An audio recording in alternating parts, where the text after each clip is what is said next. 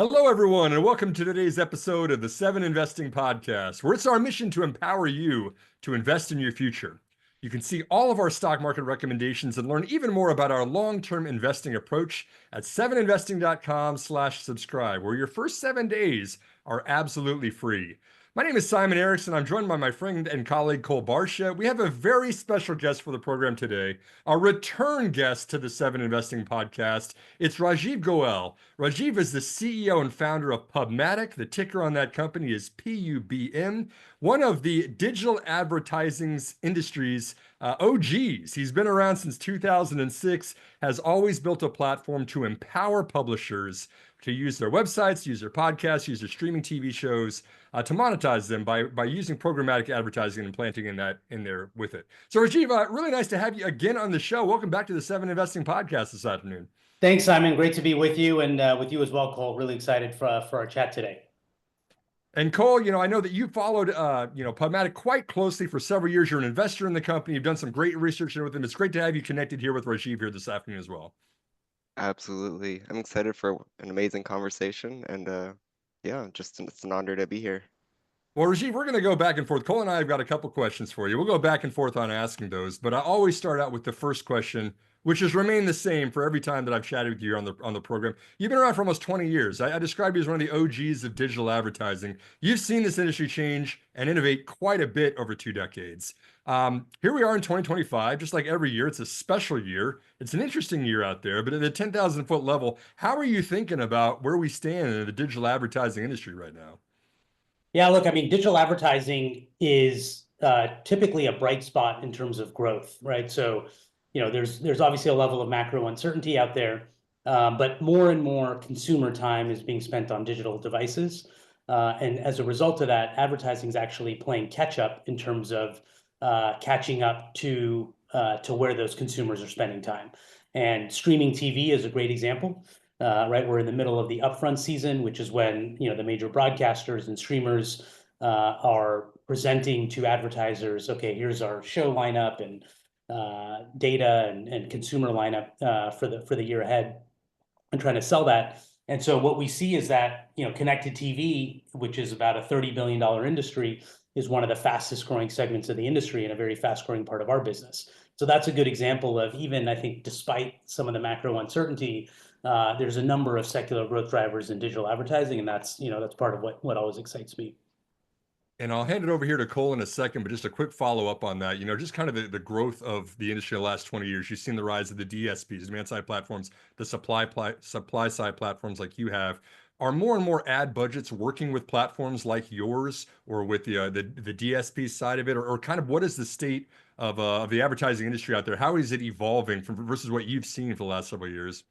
Yeah, I think the role of the supply and the demand side are definitely evolving towards an ecosystem that is more integrated and more and driven by performance and driven by really consumer safety and privacy, rather than a buy side layer and a sell side layer that are transacting between each other. And so, in fact, to your point, we started many years ago as a sell side platform, right, driving yield for publishers. And that, of course, is a key part of our business and really our core and our center. But over the last 5 years, we've brought in significantly into how can we help advertisers and data owners and commerce media, retail media networks, how can we help them also participate in the ecosystem? And what we found is that when we bring all of the players together on our infrastructure, so when we connect buyers with sellers directly, there's actually a mutual value creation opportunity, right? If we can help a buyer generate more return on ad spend or return on investment, then actually they're willing to pay more to the publisher, right? And so the publisher can drive more yield, and the buyer's happy to pay more because they're getting more in return. And so we've really focused on how do we build a virtual cycle around that, and that's really where we're headed with some of our more recent product announcements, which I'm sure we'll get into a little bit later.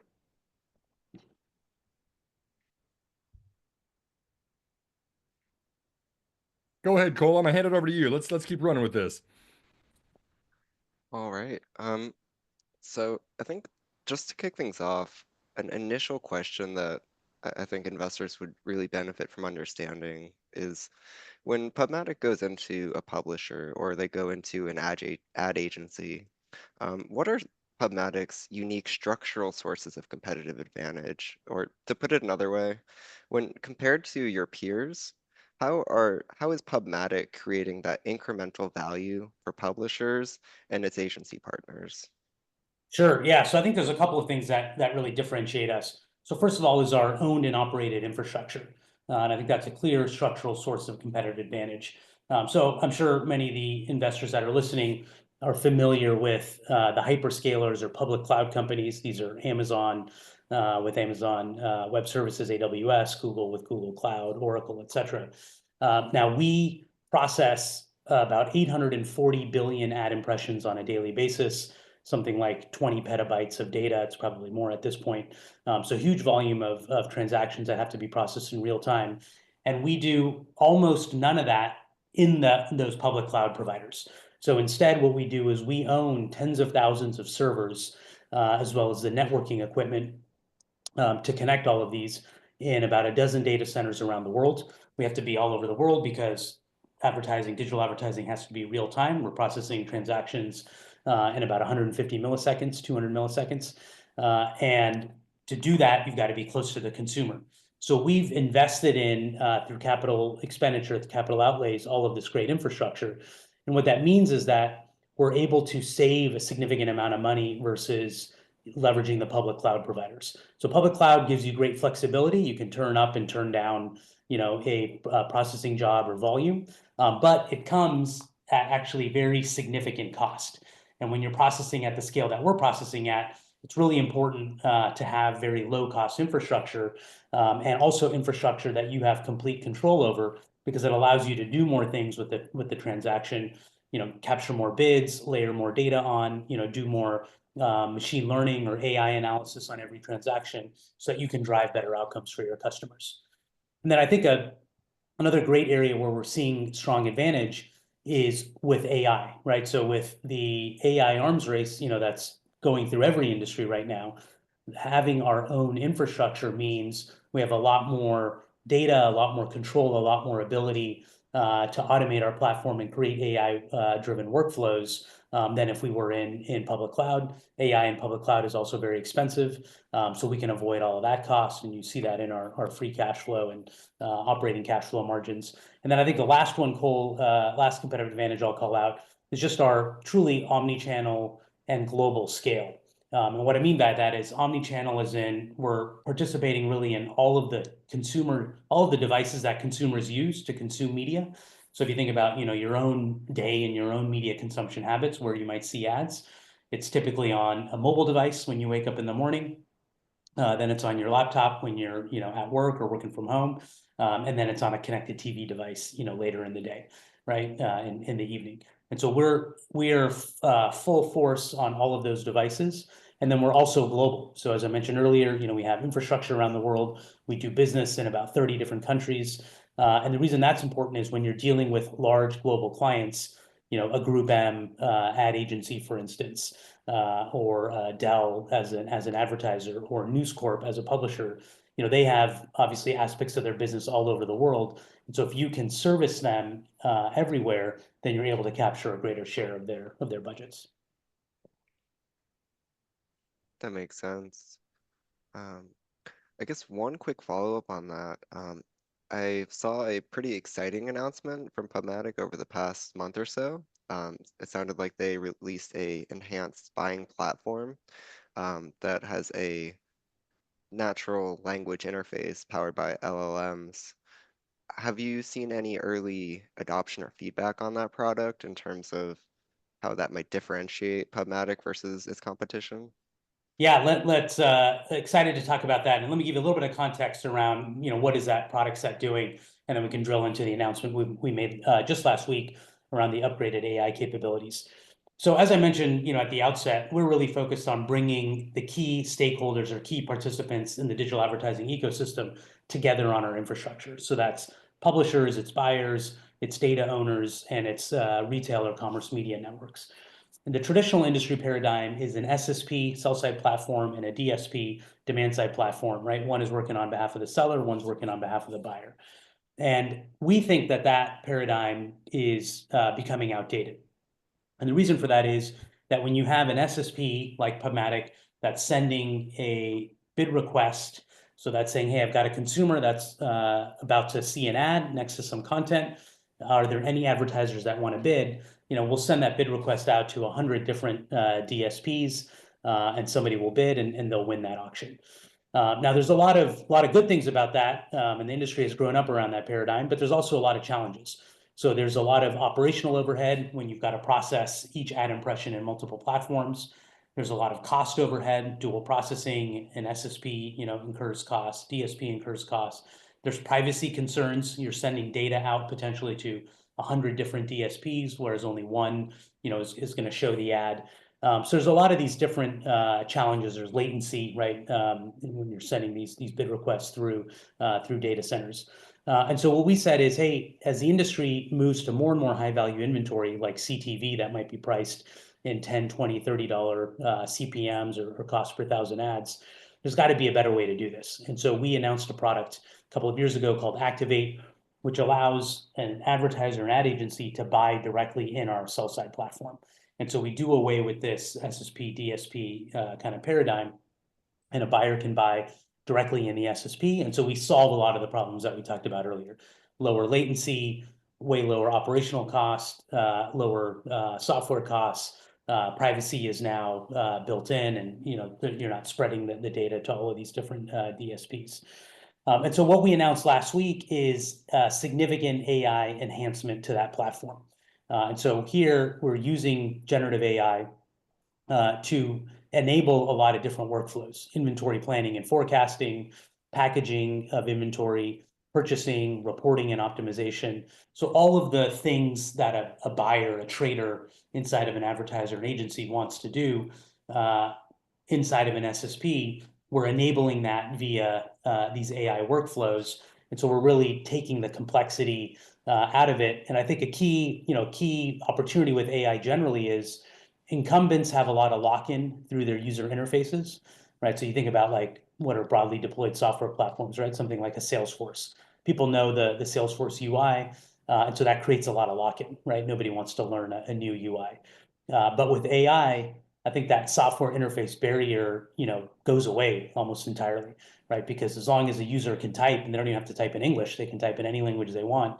They can just tell the computer to do what they want, and off the agent will go and execute that for them. So we're really excited about that. We've seen last year we shared in our Q4 earnings call 6x year-over-year growth in Activate. Now it is coming off of a small base, but we're seeing great results.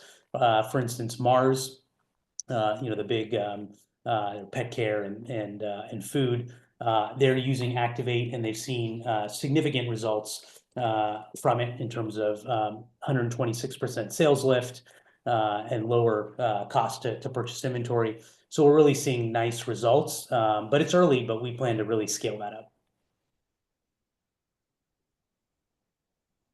Amazing. Simon, do you want me to jump into the next question here, or did Yeah, you? let's go ahead. Let's keep going. Okay. So PubMatic launched header bidding support for CTV back in 2000, and CTV revenues are still growing 50% year over year in this previous quarter. PubMatic launched its data marketplace, Business Connect, back in 2022, and that itself is growing 100% year over year. As we look into the future over the next 3 to 5 years, is there a product or an ad format that you believe could be the next major growth engine for PubMatic's business? Yeah, so at PubMatic, we're really focused on innovating and thinking about where's the future of the industry and what are those opportunities that we can help our customers with, and then deploying product into the market, and then planting those seeds and letting them grow. And so as you mentioned, CTV is growing really quickly for us, up 50% in Q1, and we shared in Q4 it was over 20% of our total revenue. So pretty significant from a scale perspective, and growing quickly. We have a whole set of emerging revenue streams. So our Connect business, as you mentioned, which is around data and curation, our commerce media business, Activate, our OpenWrap software platform for header bidding management. So all of these things are growing very nicely. In fact, together, that emerging revenue streams is roughly doubling on a year-over-year basis, and a pretty significant high single-digit percentage contributor to overall revenue. So the things that I'm really excited about, first of all, is what we just talked about in terms of the application of Gen AI into our business, and in particular into our Activate product. And the reason for that is, I think it's pretty clear, but there's just a huge opportunity to disrupt, I think, the status quo, make things a lot easier for our customers to engage with our platform, drive a lot more usage. And so we're busy putting AI really into all of our products. And in fact, we've seen in adopting AI across our engineering team really strong productivity growth. I think the second area I'd call out is our commerce media business. So we think this is really significant opportunity over the medium term. The internet is moving towards more and more performance. It's moving towards, more relevant ads. And when you think about commerce media, you often have a logged in user, they're purchasing or transacting. And so it's a great environment to be able to deliver a relevant ad and then also to measure the outcome, right? You can see, okay, I showed the ad, and then did the person purchase something, or go to a store and purchase, and so now I can attribute that back to the ad, and I can optimize accordingly. So there's great, I think, upside and opportunity there. And so we've been a key partner to companies like Instacart, Intuit, Western Union, Dollar General, so a number of leading, online transaction platforms. And then I think the last thing I would just say, Cole, is that what's exciting is that the canvases for new advertising opportunities, they're always growing, right? And it's important because, advertising plays a role of free or subsidized content for consumers, right? And so I think, advertising is really fundamental to human rights and democracy. But I think things like self-driving cars or humanoid robots, those may be the next canvases, right, for ads. So I can imagine a scenario where you take a self-driving car and it's actually like a driving billboard, right? And it's got ads, it's got a screen on the outside, and it's got ads on it. And if you're sitting in that car and it's running ads, your ride will be cheaper than if it's not showing ads. And everybody likes a cheaper ride to going out to dinner or whatever. When I started this business, smartphones and connected TVs didn't exist, and now they're the majority of our business. So there's always, great opportunity ahead. What about metaverse, Rajeev? Is anybody playing around with VR? Zuckerberg loves to talk about the metaverse. Have you seen anybody actually creating content VR yet? I think it's still quite early in terms of the metaverse, both in terms of the consumption, and then of course the ads will follow, and the ads typically lag the consumption by a few years. I think in the metaverse, really what I think is people are still figuring out what's the hardware interface, right? I have the Meta Ray-Ban sunglasses, for instance, and they're pretty cool, right? Like when I go play golf or whatever, like it's great to have, ability to record or take a photo right there. I can't wait until the augmented reality version of those comes out, right? Then I'll be able to put those on, and it'll tell me like how many yards to the hole, and okay, if it's, time to order lunch or something like that. But I think we're still figuring out as a society, like what's the hardware interaction in the virtual reality world. Okay, fair enough. And it's very good for the golf course to prove, yes, I really did make that shot. Here's the video to prove Exactly. how well it went. Or in my case, I probably don't want to film that. You might see how horrible I am. Fair enough. Fair enough. No, so let's go back to connected TV again, because that when you said $30 CPM, that's very high. That's probably one of the better ones in terms of the format that you can get out there in terms of pricing. I wanted to ask about this specifically because, my wife and I, we watch a lot of TV together. Most of it is worthless reality TV shows, but again, it's quality time we spend together. But I have noticed that, the advertisements that are showing up, they're changing, right? It's not just a one-way video ad anymore. A lot of it's interactive. We now click on the channel changer. It can actually allow me to choose the type of ad I want to select, or even at sometimes, even purchase directly within the advertisement itself. It seems in a lot of ways, Rajeev, to kind of like the shift in the greater industry from CPM to CPC, right? Where it's just showing impressions, actually the interaction and the clicking on things. How do you kind of size up the CTV industry right now? I know you said it's growing 50% year over year, but is there anything kind of more foundational that's changing about CTV right now?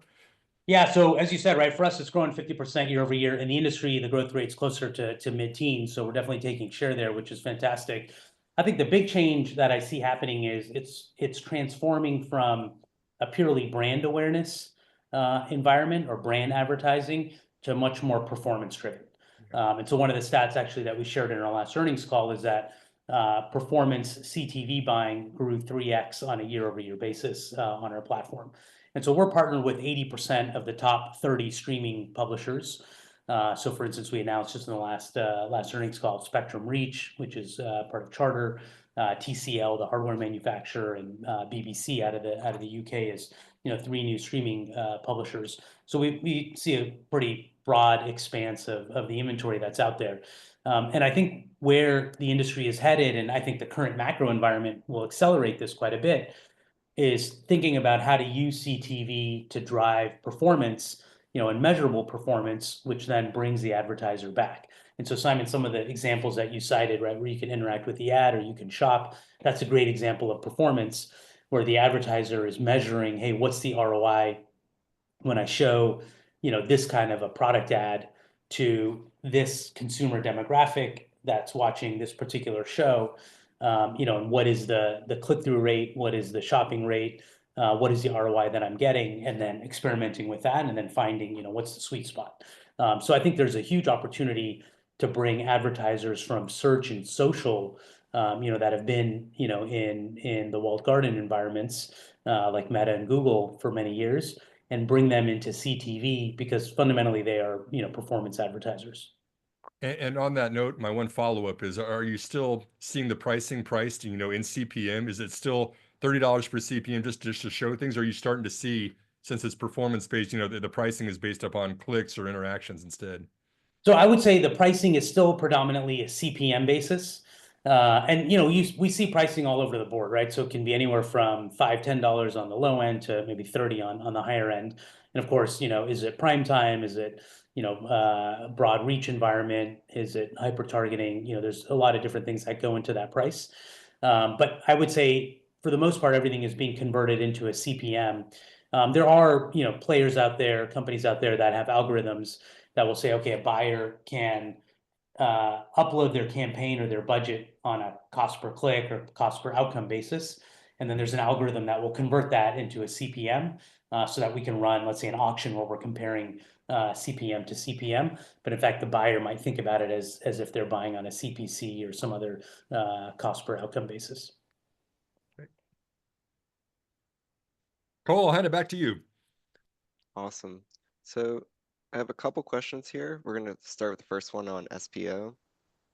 So over the past 3 years, Rajeev, SPO has grown from 27% of activity on PubMatic's platform to over 55% in the most recent quarter. What inning in the game are we in for SPO in terms of cleaning up the supply chain? And have the large publishers fully consolidated their inventory, or have they figured out who the most efficient SSPs are in the industry? Yeah, so let me just briefly describe what supply path optimization or SPO is, just to set context, and then let's dig into that. So SPO is a process that we started in the industry about, I want to say now it's about 7 years ago, where because publishers were making the same inventory available on multiple SSPs. So you take a publisher and maybe their inventory is available on our platform, it's available on Google and on a few others.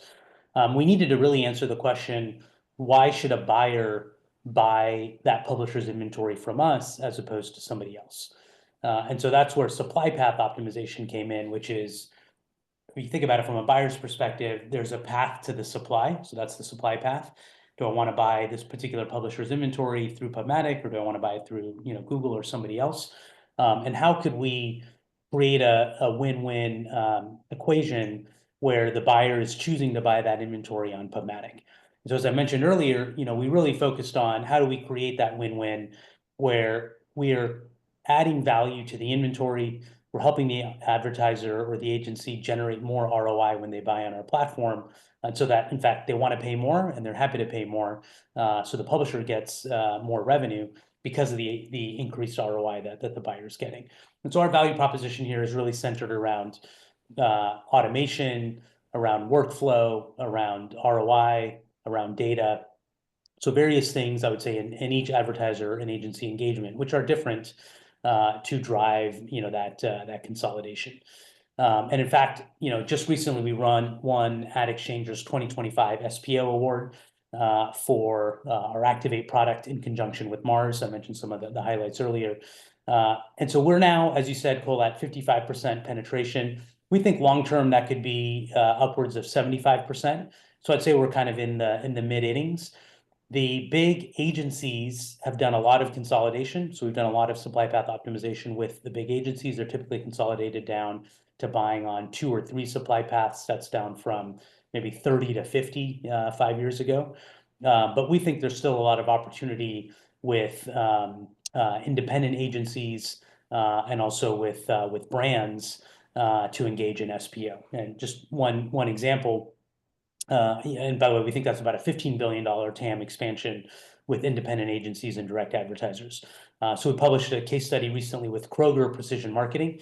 They're the advertising arm of the Kroger grocery store chain, where because of the SPO consolidation that they did, they were able to reduce their supply partners by 70% in consolidating spend on PubMatic. So that's, I think, a really powerful example of SPO in action.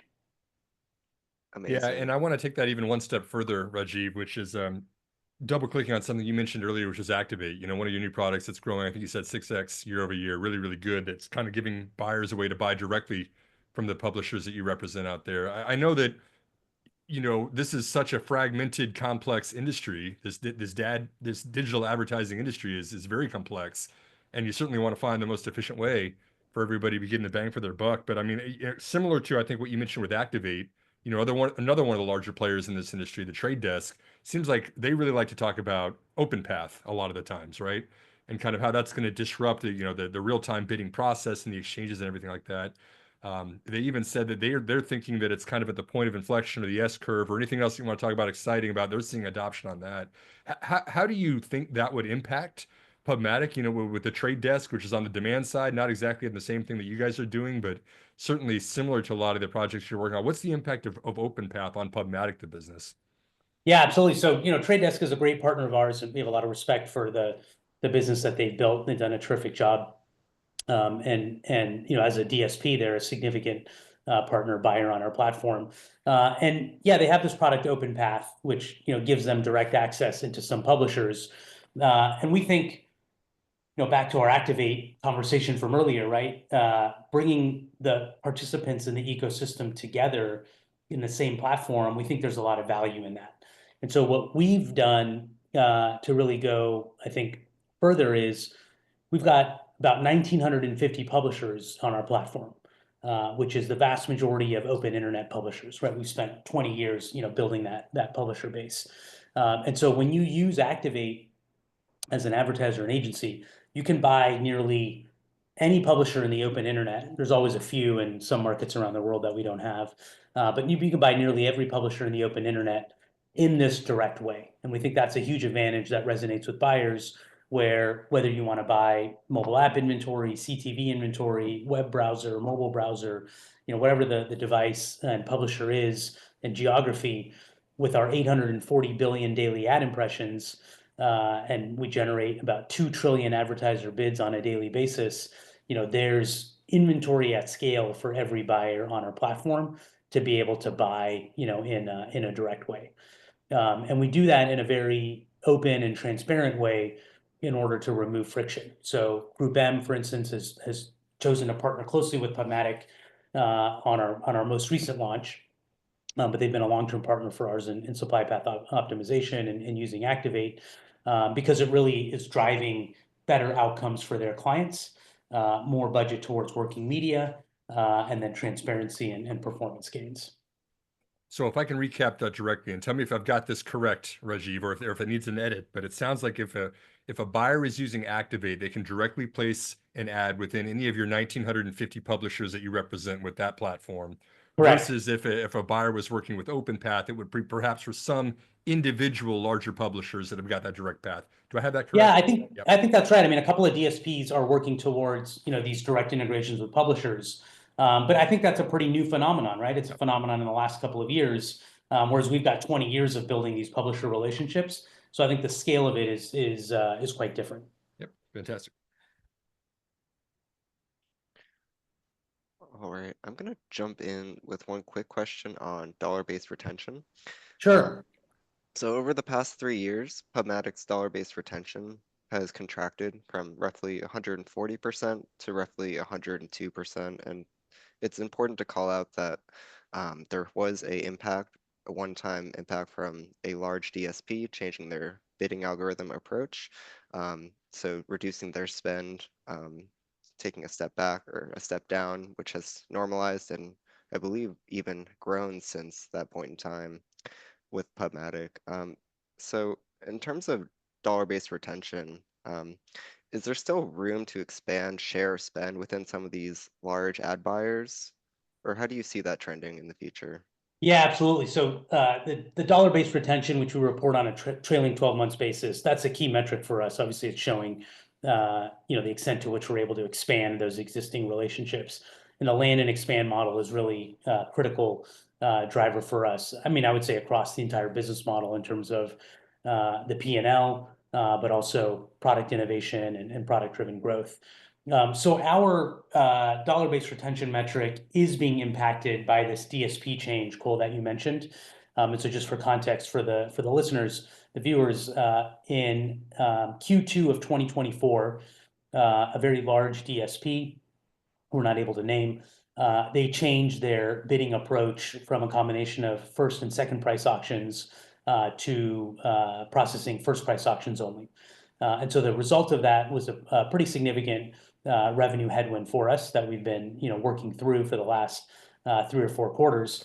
The good news is that we're lapping that later this quarter, right? So we're here in mid-May. So we're just about a couple of weeks away from lapping that.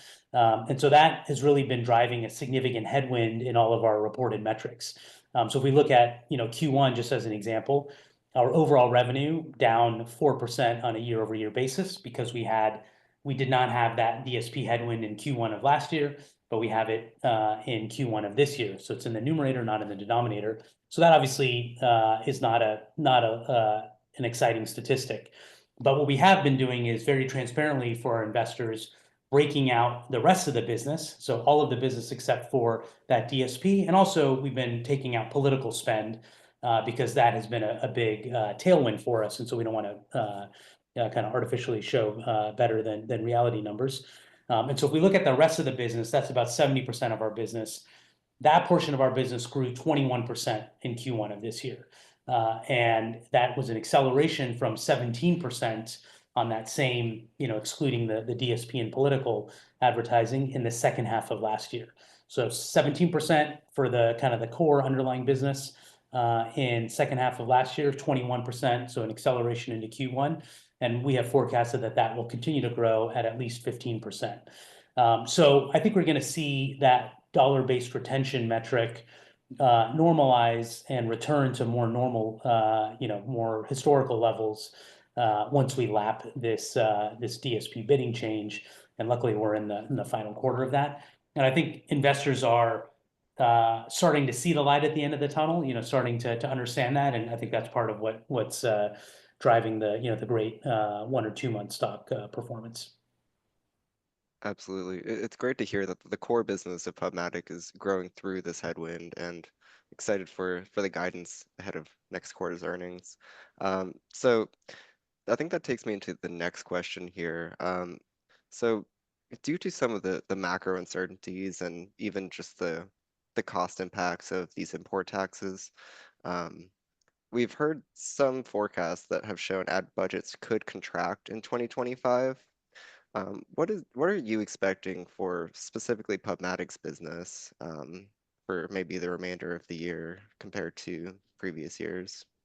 Yeah, absolutely. So, there's definitely a degree of uncertainty now compared to, let's say, 3 months ago, right? And that's, I think, in large part driven by the macro, by the trade policy and the tariffs and working through all of that. I'm not seeing forecasts for digital ad spend decline. I'm seeing the forecasts come down, certainly, compared to where they were at the beginning of the year. Guideline just shared their forecast for the US earlier this week, post the tariffs being announced in early April. And they're stepping down digital ad growth to 10% growth this year from, I think it was 12 or 13% earlier, which is still quite robust. I do think, though, the economic uncertainty, even beyond whatever those growth numbers are going to be, right? And that's trying to crystal ball it, but who knows where it'll end up? It could be better, it could be worse. But beyond that, there's some important shifts that are underway, some strategic shifts. And we see those really as upside opportunities in our business. So the first is a shift from linear TV advertising to programmatic and streaming, right? So we talked about earlier how the eyeballs have shifted. We're in the middle of these upfronts, which is where advertisers typically make quote unquote upfront commitments, right, to the streamers, to the broadcasters about how much they're going to spend. They want to lock in, preferential terms. It's really hard for me to imagine in this environment, an advertiser is going to feel good about increasing their upfront commitment when they also know that if they don't commit, it's not like they can't get the inventory.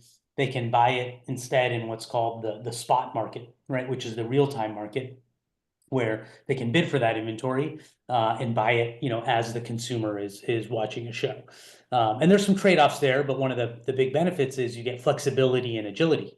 And if you're a brand, that has products that got to come in from overseas, and you don't really know what's the tariff situation going to look like in Q3 of this year, you don't know what the price of that product is going to be exactly, you don't know what the volume is going to be, then I think buying in the spot market is going to make a lot of sense. So that's, one big shift. And our business, we don't do anything in linear TV. We're entirely in programmatic and streaming. So I think that can be a benefit. The other one is a shift from brand advertising to performance. So we talked a bit about that earlier as well. But in times of macro uncertainty, typically what happens is CFOs go to their CMOs or chief marketing officers and say, hey, whatever that ad budget was, we need to make sure that we can measure how much sales it's driving, because we got to find ways to be more efficient, right? And then the third is, when that conversation happens as well, sometimes the conversation goes where the CFO says, hey, that $1 billion budget that we had at the beginning of the year for marketing, maybe that's going to be 950 million now or 900 million. And so if you're a CMO, I think supply path optimization is a natural place to lean in, where you say, hey, if I can make my supply chain, 5-10 points more efficient compared to what it was before, that's a good way for me to save money that I can then reapply back into, actually consumers seeing my ad message. That's going to help drive that top line growth.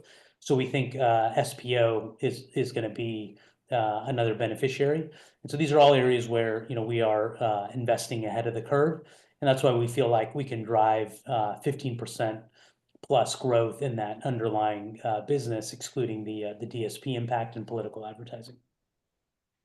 It sounds Well, like one more for you, Rajeev. First of all, a couple of congratulations before I get to the question itself. Congratulations, first of all, for that 24% year-over-year growth.